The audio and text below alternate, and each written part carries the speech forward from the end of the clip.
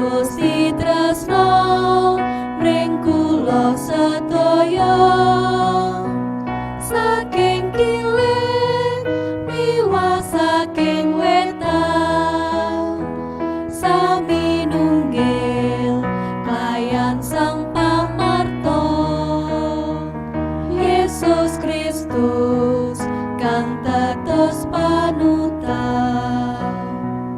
Sugeng enjang para adiyuswa, sugeng pepanggihan malih wonten ing renungan padintenan adiyuswa ing dinten Rebo Pon 21 Mei 2019. Sumangga dinten punika kita nampi jejer aja nglokro, aja nglokro. Para adiyuswa, nalika ketaman ing perkawis, ketaman ing pepalang ingkang ageng lan wungsal wangsul gagal pambudidayanipun tamtu badhe nglokro nganggep sedaya pambudidayanipun ngloho lan tansah gagal prasasat boten wonten malih margi pengajeng-ajeng lan sedayanipun pupus. Kidung Pangaduh 3 ayat 8 ngendika, senadyan aku sambat-sambat lan bengok-bengok nyuwun tulung pandungaku ora dipiarsake. Cetha sanget juru panyerat Kidung Pangaduh ngadepi panandang pametek kangelan lan kaprihatosan. Mila maneka warni panandang ingkang dipun alami kados dene katuntun ing pepeteng tanpa pepadang. Leres ngadepi perkawis boten gampil. Menapa malih panandang sampun nguwaosi pangenget-ngengetipun lan dadosaken tanggelan ingkang metek panyerat Kidung Pangaduh. Senajan mekaten, menapa panyerat Kidung Pangaduh lajeng kecalan pengajeng-ajeng? Boten. Senajan agenging panandang ingkang dipun alami, piyambakipun boten nglokro, piyambakipun tetep nggadahi pengajeng-ajeng. Para adiyuswa, mangsa silih gumanti, kadangkala mangsa ingkang kebak kabingahan, kadangkala kebak luh dileweran. Awit saking menika kita kaajak tansah pitados lan kebak pengajeng-ajeng dhateng Gusti. Pengajeng-ajeng ing salebeting panandang menika perkawis ingkang baken tumrap umatipun Gusti. Muri umat boten semplah lan nglokro. Pengajeng-ajeng ingkang tuwuh nalika umat ngenget-ngenget malih sih kamiranipun Gusti ingkang ageng. Kesainan lan pangantinipun Gusti ingkang badhe nyagetaken umat nyanggi panandang lan mapak dinten tembe kanthi sedaya berkah ingkang sampun kacawisaken dening Gusti. Ngenget-ngengeto tansah dhateng Gusti lan boten nglokro. Amin. Sumangga kita ndedonga. Matur nuwun Gusti, dinten punika paduka paring pepimut amrih kawula boten nglokro. Nalika kawula ketaman pambengan, ketaman pepalang, nalika pambudidaya tansah ngloho. Monggo paduka ingkang berkawula, matemah kawula tansah kebak pengajeng-ajeng. Kawula pasrahaken para adiyuswa dalasan anak putu kawula ing pundiya papan. Monggo paduka ingkang reksa, paduka ugi ingkang tansah ngluperaken berkah ing padintenanipun. Kawula pasrahaken Ibu Helmi Suprapto, warga GKJ Immanuel Solo, wilayah Pucang Sawit, ingkang dasak mangke nembe nandhang sakit. Monggo Gusti paduka ingkang reksa, paduka ingkang tansah paring berkah kesarasan wetah.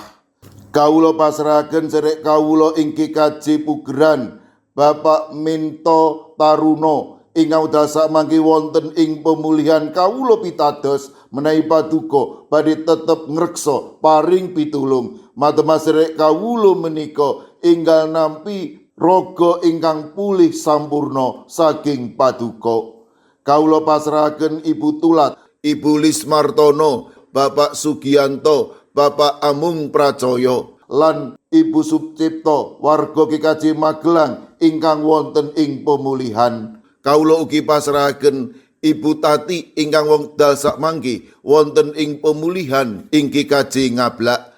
Kawula pasrahaken ugi Sawetawis sedherek kawula ing Kalinegoro ingkang ugi wonten ing pemulihan, Bapak Margono, Bapak Samuel Tujono, lan ugi Bapak Agus Budi Pranowo.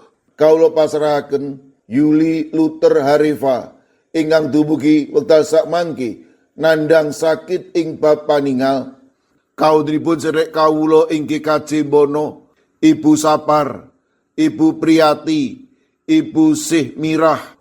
Kawula pasrahaken Ibu Wirya Sumarto, dalasan Pendeta Emeritus Ibnu Prabowo wonten ing GKJ Tlepok. Kawula pasrahaken Ibu Isti, wilayah 3 GKJ Wonocatur, Ibu Karyumi lan Ibu Kusmini ing GKJ Purbo. Mekaten ugi Ibu Indrayati ing Solo. Kawula pasrahaken Ibu Sriti Astuti wonten ing GKJ Tropodo Sidoarjo. Mekaten ugi kawula pasrahaken Ibu Lini Sutopo ing GKJ Semarang Barat. Kawula pasrahaken Bapak Budistomo ing GKJ Magelang, Bapak Mardiono, Ibu Marsudi, Ibu Sri Windardi ing GKJ Pamong Utomo Kalinegoro.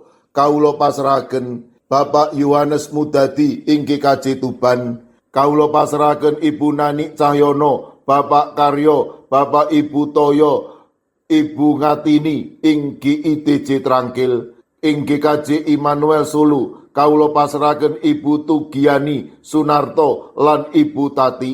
Kawula pasrahaken Ibu Lasiem Blok 6 ing GKJ Gondang Winangun. Ing GKJ Wonosobo, kawula pasrahaken Bapak Lazarus Samijan, Bapak Yusuf Sunaryo, Ibu Endang Sarjono, Ibu Rodiah Sumardi. Kawula pasrahaken Eyang Sarwito ing GKJ Ngalian, Ibu Wahyono ing GKJ Plengkung, Ibu Sunarti ing GKJ Salaman.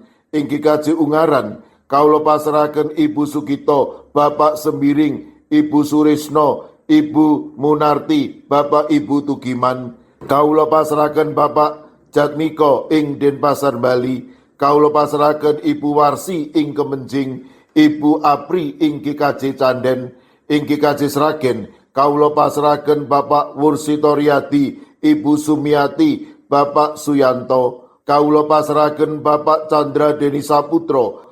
Mekaten ugi kawula pasrahaken Ibu Warsini, dalasan putranipun Yohanes Haryati ing Watu Sigar. Ing GKJ Mijen, kawula pasrahaken Bapak Budiono Arung Puji, Ibu Elizabeth Indarwati, Bapak Trikartono, Bapak Waryono, lan Bapak Moses Taji. Kawula pasrahaken ing GKJ Banyumanik, Ibu Sukarni, Ibu Sutarwi, Bapak Daniel Agus, lan ugi ing GKJ Tanon, kawula pasrahaken Bapak Suhadi. Kawula pasrahaken sinten kemawon ingkang nembe nandhang sakit lan ugi ing pemulihan kawula pitados paduka badhe saged ngginakaken menapa lan sinten kemawon ambrih sedherek kawula menika enggal nampi wetahing kesarasan. Kawula pasrahaken pasambat lan pandonga kawula wonten ing asma paduka Gusti kawula Yesus Kristus. Amin. Sumangga para adi yuswa kita tutup pepanggihan kita renungan padintenan adi yuswa kanthi ngrepekaken kidung. Sumangga. Gusti tresno mring kula sedaya.